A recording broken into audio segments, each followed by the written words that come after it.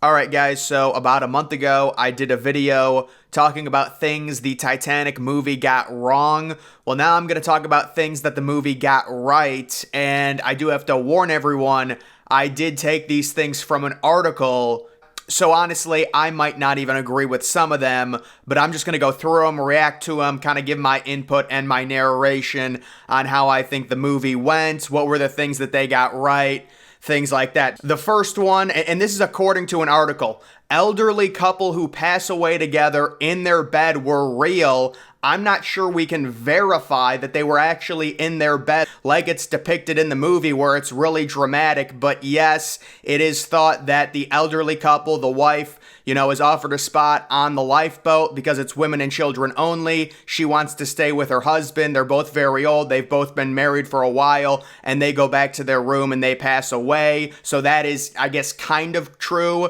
We really don't know if they were in bed together, right? I mean, who's got a little camera going in, one of the rooms? But either way, I mean, the whole thing with Titanic is just people don't realize how cold that water is. I mean, there's a lot easier ways to die than die by hypothermia in that water. I guess dying by hypothermia is better than drowning, though. It's close, but I would say it is better. I hear drowning is just terrible. Another thing that they got right, the iceberg impact was accurate. So yes, this is one where if you're James Cameron, there's a big incentive on making this historically accurate, and they got it exactly right where they hit it. There was some extensive research they did to make sure. The one thing I'll say about the iceberg, there's a deleted scene where you can kind of see the iceberg going by and the whole Molly Brown scene with the ice. It does look like when you compare what the actual iceberg that sank the Titanic looks like to the one in the film,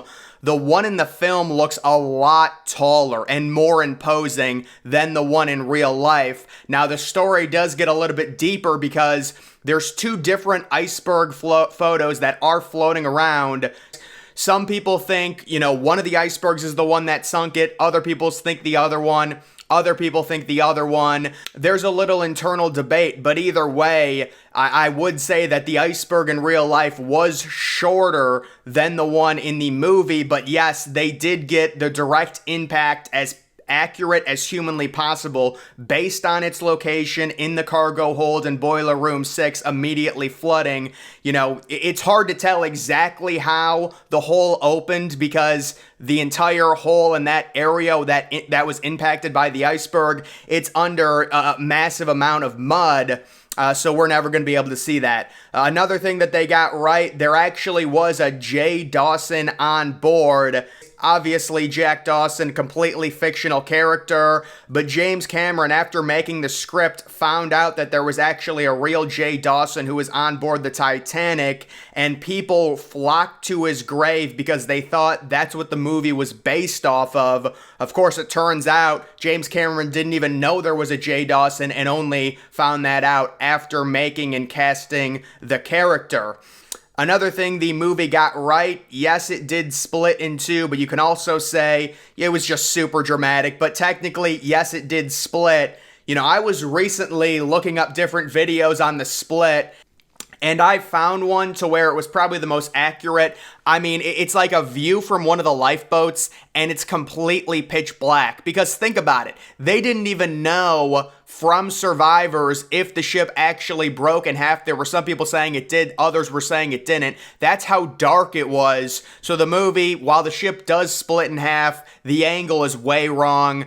And kind of the whole cracking and how crazy it was with the lighting. It's going to be more lit up because it's a movie with all the lights remaining on. Literally every porthole lit up. That's just not realistic. Titanic, not even every room was taken by a passenger, let alone, lit up. It's almost like the movie depicts it as they've got an emergency light switch they turn on and just every single porthole lights up, like every light gets turned on. That's kind of what it felt like the movie was going for, but I just think it was for aesthetics. I agree with it. It looked beautiful, lit up as it was sinking, but that's not historically accurate. But yes, they are correct. The ship did split in two. Another thing the movie got right, the Captain Edward Smith did go down with his ship. Now, this is a pretty standard protocol, especially back in the early 1900s.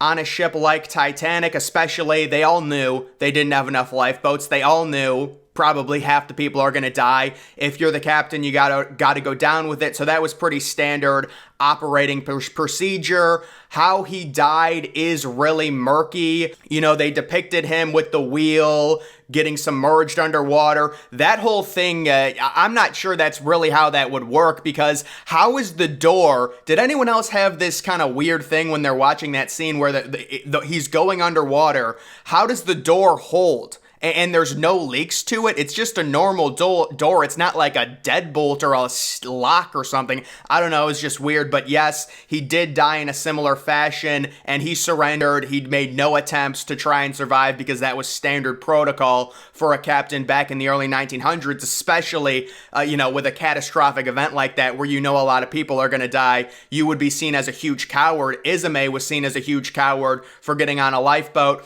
Another thing they got right, the architect Thomas Andrews also went down with the ship. So Thomas Andrews was depicted very fondly in the movie. And another thing that is also accurate, the last time Thomas Andrews was seen was in the first class smoking room, which is also kind of, if you watch one of the final scenes towards the end of the sinking where Jack and Rose are running towards the stern of the ship, they see Thomas Andrews and kind of say, he's fixing the clock or whatever. But that was kind of a nod to the historical context of some of the survivors saying the last time they saw Thomas Andrews alive was in the first class smoking room. Another thing it got right, there really weren't enough lifeboats to save all the passengers. So yeah, and I'll just explain that entire sequence.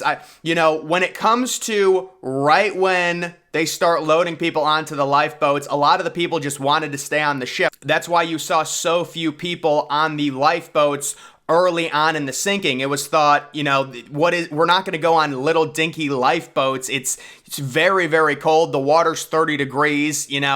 Why would we do that? We've got this beautiful big ship. They didn't think, obviously, the ship was sinking at that point. So it was very hard to get people on it. I don't think the movie depicted that necessarily well. It was almost like, they were just saying, oh, it's only women and children, no one else. If there's only men here, we're not going to let anyone on.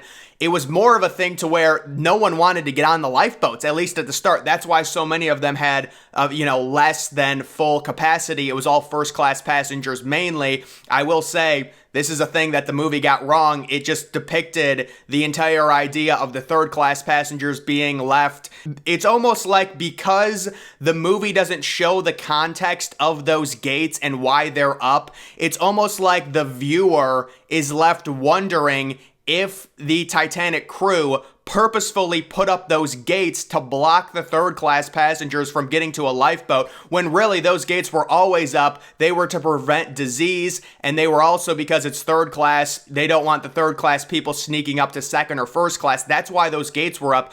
But because we didn't really see those gates, the context of it makes it seem like, oh, they just put them up so the third class couldn't reach the boat deck and get on a lifeboat and kind of save it all for the first class, when in reality, even if you're a first class male, early on in the sinking, you were not allowed, in all likelihood, on one of those boats. They were just not doing it. It was, no matter what, even if you're first class, second class, third class, the reason that those gates were up, and there were a lot of gates that were like waist high. They really weren't even that high. You could get over them. But the reason they were up was not to prevent people, third class passengers, from going onto the boat deck and trying to get on a lifeboat. They were just always up. It's not like they put those up and said, haha, we got you trapped. You're all going to drown. Because that's what it made it seem like, it looked like.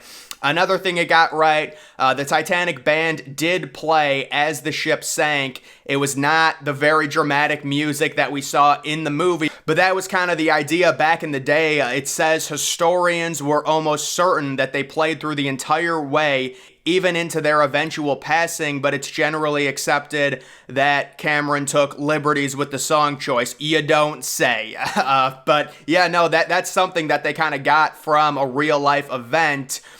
Another thing it got right is the grand staircase. This is an article. Yeah, it actually did not get the grand staircase right.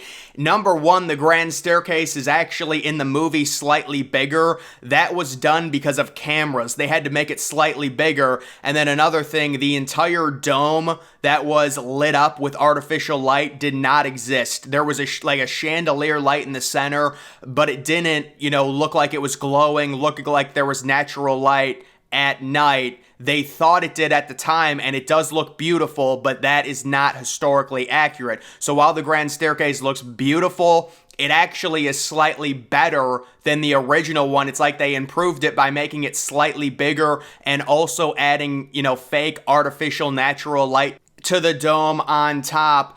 And this is one I thought I would add in, talking about Murdoch, saying he wasn't a villain. The movie does not depict him as a villain. This is the thing with some of these people. It's just like there's this big argument about it. I don't understand. How does the movie depict Murdoch as a villain? Maybe it doesn't depict him in an amazing hero light, but I don't understand. How does it depict him as a villain? What was his horrible act?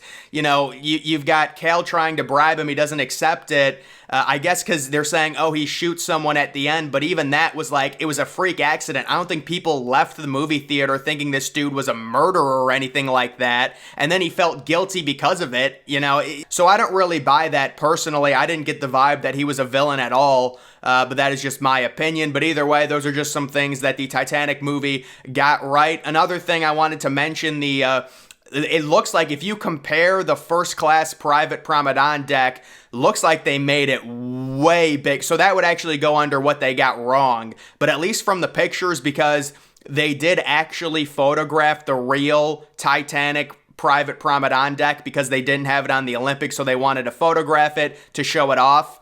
And I don't know, dude, the one that Cal and Rose stay at is it's like a deluxe special. I mean, it looks way bigger, but I saw that photo and I thought it was interesting. Either way, that is going to do it for this video. Make sure you follow me on Twitter. Link to that's always in the description.